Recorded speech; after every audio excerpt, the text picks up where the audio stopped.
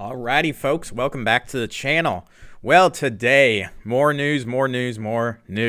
Today, our eyes go from American banks to the international global financial community, specifically Swiss bank Credit Suisse. They are not looking good. And now, this isn't the first time I've talked about Credit Suisse, or probably the first time people have heard about Credit Suisse this past year at least. They've been on the radar for a lot of people on their potential bankruptcy. They are a horrendously run company. They lose money. I think last year they lost about $6 billion. So that was, or maybe it was even higher than that. They basically lost last year as much money as they profited in the 10 years prior combined.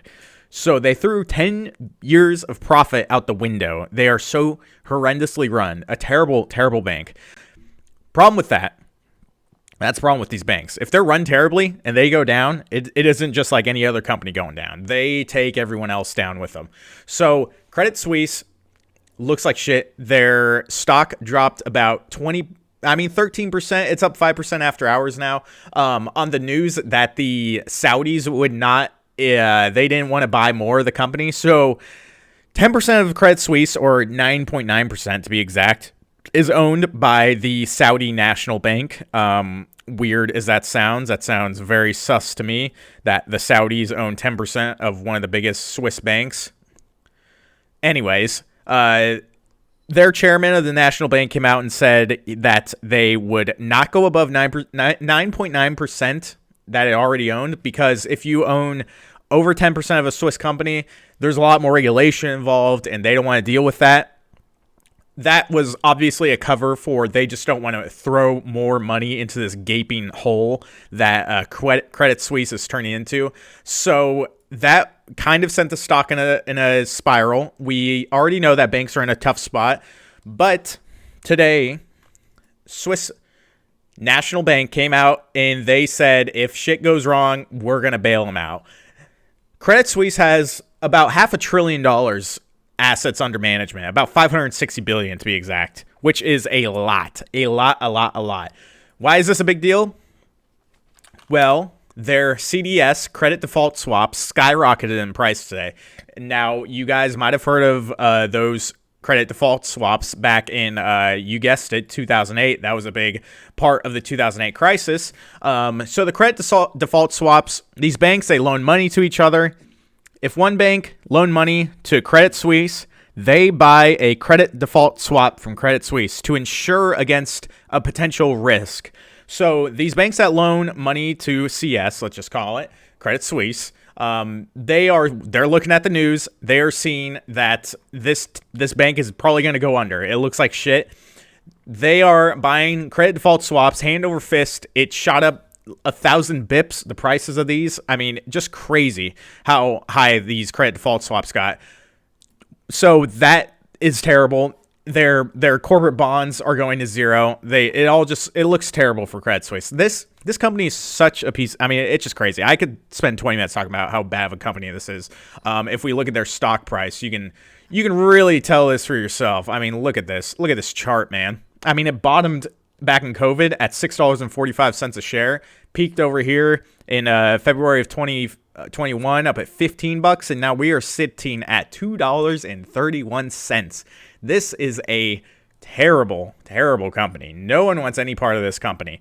Only problem with that is that this company has a systemic risk. It can absolutely start a contagion effect on the rest of, especially European banks, not to mention U.S. banks, because U.S. banks are also tangled up in this mess, obviously. So this is really, really bad. This is the type of stuff we were seeing in 2007.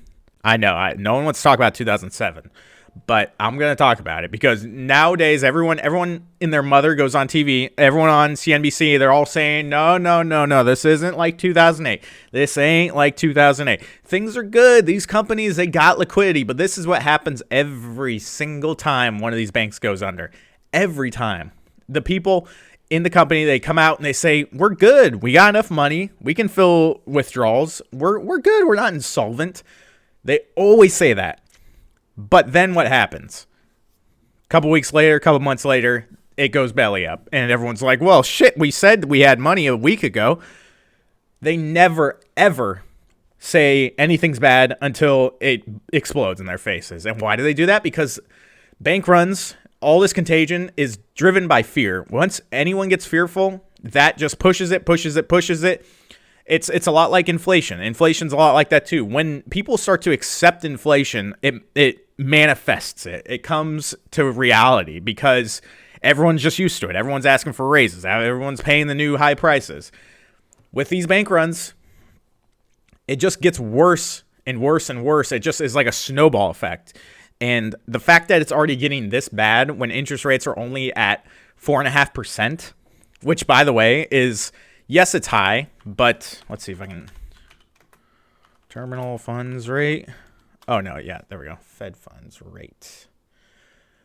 So 4.5% is high nowadays, but we were up here at 5.25 basically in 2007. Before that, it was about the average of the Fed funds rate was around this 4.5% zone. Not back in like the 80s where we went Paul Volcker, but 4.5% in reality is not crazy high. It's crazy high now. It seems so crazy high now because we were down here at 0 from 2008 all the way to 2015. And you could see here, let's make this take off logarithmic because that fucks up the chart. You can see what I mean. Back here in the 90s, we were sitting around 5% just from 94 to 2000 when, guess what? Shit went south. So the problem is the new subprime mortgage, the new crisis is that all these banks got so in love with the free money. They got greedy. We had free money for 10 years in a row. I mean, like a straight 8 years. From 2008 to 2015, free money. Then they barely kick up interest rates from January of 2016 till January of 2019. They're pulling up interest rates. And then guess what? In the end of 2019, they had to drop interest rates because everyone was like, whoa. Hey, whoa. Everyone calm down. Pull those interest rates back down. We like this free money too much. So the problem is all these banks just went crazy. They're over leveraged. They're so used to the free money faucet that the second it gets turned off, I mean, not the second, but it's only been a year. It's only been a year that interest rates have been going up. And these banks are already collapsing. They're already falling apart. That is the contagion effect because now the Fed obviously took drastic measures to ensure that this would not spiral. They were so afraid of bank runs becoming normal not normal, but the panic amongst the public happening. They were so afraid of that they bailed out Silicon Valley Bank. They bailed out Signature. And so they have this backstop for all these small regional banks, which is now, by the way, consolidating more money into the big four banks. That's the real travesty here is that now Bank of America, Wells Fargo, JP Morgan, and Citibank they're getting stronger and stronger. They're just getting more money because people are taking their money out of Silicon Valley Bank. They're putting it in Wells Fargo, JP Morgan, yada, yada. No one wants that. No one wants more power. The Fed doesn't want that, but they have no choice at this point. So when the Fed took such drastic measures, they have more data than anyone does. They see all the balance sheets of all these banks. They must know that something has either completely broken and we just don't know about it, or something is on the brink of completely shattering in the economy because of how drastic of measures they have already taken to kind of protect the banking financial system. It's crazy because this is basically the whole point. They were trying to kind of break something. Not really. No one ever says that. We don't act like they are. But this is what they were trying to do. They were trying to break something. They wanted to see bankruptcies in companies, which, by the way, bankruptcies are just getting started. Mark my words. They are just getting started. We are going to see a lot more. So this brings us to the question of, can they go 25? They have to go 25, in my opinion. If we get the Fed come out on next week, FOMC day, if Powell comes out and he completely has changed his tone, completely dovishly, that he comes out and says, I think we need to stop hiking rates. If they come out and cut rates, then something is terribly, terribly wrong. I think that will send stocks into a collapse because Yes, low interest rates are bad. Or, I mean, low interest rates are good for tech stocks and whatnot. Everyone loves low interest rates, obviously, because stocks just went straight up when they were at zero. But now we are reaping what we sowed. This is it. This is why this is happening, because everyone just got accustomed to this free money. Everyone loved it. Everyone just over leveraged, stupid investing, stupid trades, Credit Suisse especially, Silicon Valley Bank. I mean, it was over in Europe now, so the Europe banking situation is a nightmare. Their Swiss national banks already bailing out Credit Suisse, and they haven't even gone tits up yet, so they know something's already broken there. But what I was saying, if they cut rates, or even if they pause this next meeting, that sends a huge message, like, to the markets that something is very bad. Something is broken, and they're panicking. They're cutting rates to ensure it doesn't get worse. I think that will send stocks down. I think at this point they have to do 25 basis points, because if they don't, then the market's going to be like, wait a second, what don't we know? What happened? What happened? Did something break we don't know about? And the Fed's going to be like, no, nothing broke. We just think we've reached a high enough rate. None of this, I haven't even mentioned inflation. Not to mention, inflation is still elevated. Core PCE, or CPI, year over year, annually adjusted, is still at 6%. And we are only at 4.5%. So technically, our interest rate is still negative. We're still below inflation. That is why they try to bring interest rates up to 2%, because they want 2% inflation. So this is really the way it felt back in 2006. Now, if we talk about the yield curve has predicted every recession, basically. It's predicted the 70s, 80s recession, 1990 dot-com bubble. If you look at the dates on these, I mean, it's crazy. October 80th, it inverts. 1981, 1982, we have a recession. June 1989, inverts. 1990, we get a recession. June 2000, 2001, dot-com bubble bursts, we get a terrible recession. 2008, I mean, it inverted in August of 06. August of 06, man. And then what happened? It took a full year and a half until we got the collapse in January of 2008. And that was even the beginning of the collapse. I mean, it was, but that was even like the bottom of the collapse. If we look here at the S&P 500, zoom on out, baby. January 2008, Jesus. So yeah, January 2008, recession starts up here. I mean, we don't even bottom. We don't even bottom until way over here in February of 2009, that 53% drop in the S&P 500. So that's why right now it is really alarming to me that stocks, especially tech stocks, are so strong. It is alarming to me. We have had the yield curve inverted in October of 22. So if you look at the dates on these, August 2006 inverts. Year and a half later, we get a recession. July 2001 inverts. About 9 months later, you get a recession. Time between inversion and beginning of recession. You can see it's about, on average, about 10 to 15 months. So what does that tell me? Well, just based off of this, which, by the way, this is almost never wrong, the fact that the way the curve inverts and the fact that there's a recession, it's almost guaranteed. It basically is guaranteed. This tells me that we're looking at a recession starting the fall of this year, like a real recession, not this like, oh, we had 2 negative cores of GDP, so now we're getting a recession. To me, the real recession starts this fall. So I think we could see a summer of peace and joy and everyone's yippee-ki-yay, inflation's going down, yada, yada. And then we finally see the fallout and the fear and panic really start to climax fall of this year, if not sooner. It could happen any day now. Really, that's what I'm sitting here like not hoping for. Now, mind you, I'm not here like I hope the market collapses. I hope something terrible breaks. I hope people start losing their houses and shit. I don't want to see any of that. I just think that it could happen. And that's really the scary part. Let's really, what the hell? Turbulence.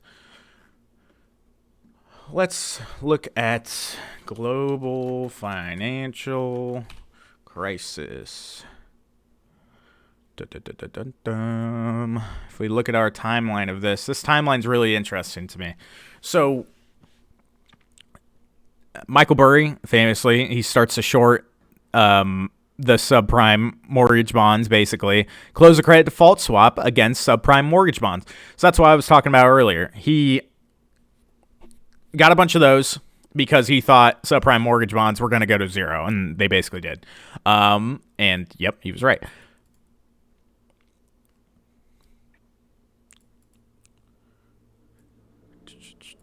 So 2006, that's when the pain started. JP Morgan warns clients of housing downturn. Yield curve inverts August 2006, signaling a recession was likely within a year or two. Oh boy, was it. Where's the first? Here we go. Bear Stearns, after receiving margin calls, this is June of 2007, Bear Stearns bails out two of its hedge funds with $20 billion of exposure to collateralized debt obligation. Bear Stearns said that the problem was contained. Wow, that sounds like a lot of what we're hearing today, right? You know, the Fed, we're backstopping. Everything's contained. Everything's contained. We gave them free money. We're good. We're good. Everything's good. That's what I'm trying to get at here. All this stuff always happens. And then they come out and they say, hey, guys, everything's fine. Everything's good. Everything's good. We're good. It's just crazy. And then here we go. January of 2008, Fed cuts interest rates by 75 basis points to stimulate economy, the largest drop in 25 years, and the first emergency cut since 2001. There you go. Not good. U.S. stocks had the worst January since 2008. Economic stimulus was enacted. So this is already when shit's hitting the fan, and they are starting to try to stimulate. Here we go. Bear Stearns, $46 billion of mortgage assets had not been written down, and $10 trillion in total assets faced bankruptcy. They had $10 trillion in total assets, dude. Holy moly. It's crazy. Crazy, man. So, really, I'm not trying to say this is like 2008. I'm just saying that this is how stuff always goes. It always, why do I even have my headphones on? It always starts out with one thing, and then it spirals. It gets worse. Panic sets in. It gets worse. There's stuff we don't see. Nobody knew. Nobody. If you guys saw Big Short, nobody knew about the subprime mortgage crisis. Everyone thought it was good. So is there another thing out there right now like this? Is it just the fact that all of these banks could only make money in the 0% interest rate climate, and now they don't know what to do? That's exactly what happened to Silicon Valley Bank. So how many other banks are like this? We just do not know yet. We have no idea. The Fed, they're the only ones who know. And what have they done? They came out and said, oh God, everyone stop panicking, please. So I'm worried. This stuff should worry people. Nobody wants to go and say this is doomsday. Everything's going to zero. I'm not saying that. People want to stay positive because they don't want panic to start, but I'm your bearer of bad news. This looks like something that could cause a little bit of panic, man. Just a little bit of panic. So obviously bailouts this early are pretty shocking, and we just saw in 2008 they started taking drastic actions, and then the stock market started to dump as reality set in. So take that with a grain of salt. Really, the price action today wasn't that crazy. I mean, S&P was down 0.7%. The volatility is just going nuts. Volatility has just been wild. So we get it. Oh, Jesus Christ. Dropped my phone. We had another pretty high volume day on the S&P 500. Really high volume, actually. Solid buying volume. We found our support at 385. Just looking at this price action, this has been pretty perfect. So we broke out of that bear flag. We were down a pretty good chunk. Banks went back down again today. XLF was down 2.67%. Wells Fargo, JP Morgan down a lot. JP Morgan down about 5%, man.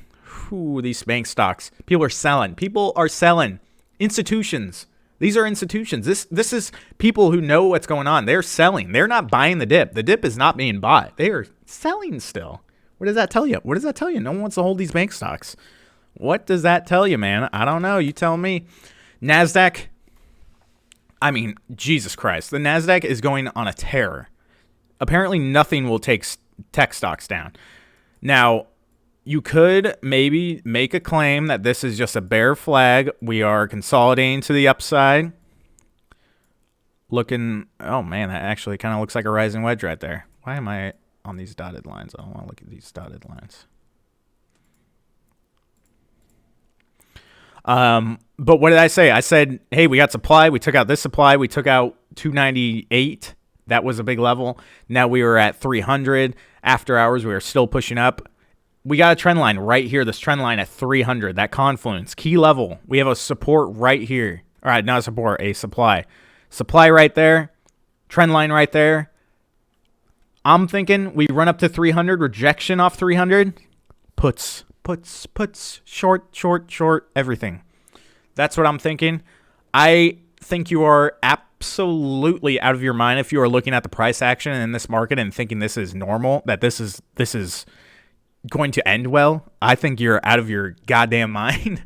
But drop a comment if you disagree and if you think that banks going bankrupt and the Fed having to bail people out is bullish. If you think that, let me know, please.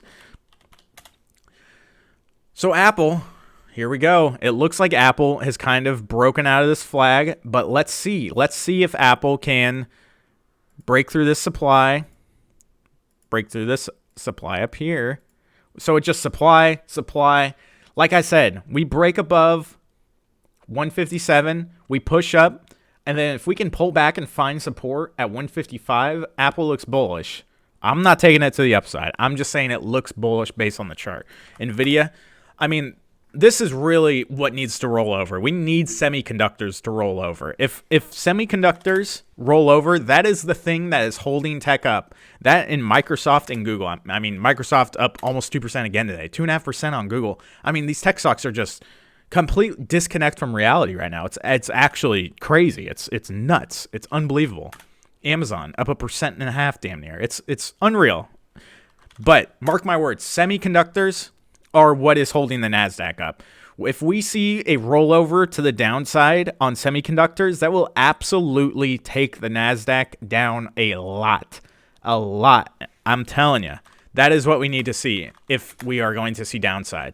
And in my opinion, these semiconductors are just so overextended. They need a sizable pullback. They need to retest some supports to the downside, in my opinion. And my favorite one to do that, NVIDIA, still, I know. NVIDIA is just unstoppable. The stock is I don't know where it is. It's on the moon. It doesn't care about anything. It just goes up. That's just how NVIDIA is. It just goes up. So watch out for this. If semis come down, that will be the death spiral for the Nasdaq, in my opinion. But anyways, Tesla also. Tesla, man. Tesla, my Tesla. Who does Tesla look nice to the downside, man? It looks disgusting to the downside. We are just lower low, lower high, lower low, lower high. Tesla might be the best short out in the market right now. It could be the best short right now. And you can see, what did I tell you? I said, look at this supply zone. Look at the supply zone, and what does Tesla do? Boop, test supply, push up. Gonna make a lower high, I would imagine. So if Tesla does push to the upside, I could see it rejecting off of this key level. Let me show you. Boom. Key level right there, baby. I could see it rejecting off that. Clean rejection off that, and Tesla looks immaculate to the downside. But in conclusion, if we... Oh, let's look at the VIX too. VIX still going crazy. Volatility shooting up in the market. The Nasdaq's green. Volatility and the Nasdaq's green. I mean, what world are we in? We're in Mickey Mouse world. We're in Toontown. I mean, I don't even know. Anyways, we're still seeing bearish spreads. We're still seeing, We're still seeing a lot of bearish sentiment in the options market. The S&P options are still incredibly bearish. Nasdaq still incredibly bearish. So, with that in mind, just have caution. Be very cautious, especially if you're buying to the upside right now. I think you're out of your mind if you're buying a company like NVIDIA at this price. You're absolutely fucking crazy, because shit's only going to get worse from here. Consumer spending is not going to go up as people are worried about banks collapsing. That's just a fact. So if you disagree with that, I don't know. But anyways, guys, I appreciate you all for watching. Please consider hitting the sub button if you enjoyed. And yeah, we'll see you on the next one.